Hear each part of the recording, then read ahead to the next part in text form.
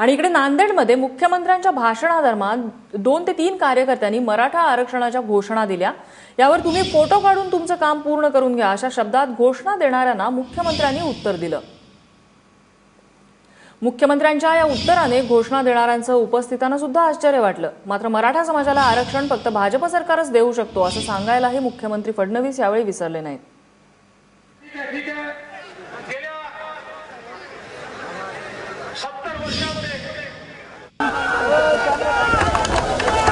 देणार आहे बेटा, हे सरकार देणार आहे, दुसरे कोणी देणार नाही। तुमचे 2-4 तारे घेऊन द्या, तुमचा फोटो वगैरे घ्या आणि मग बाजूला व्हा।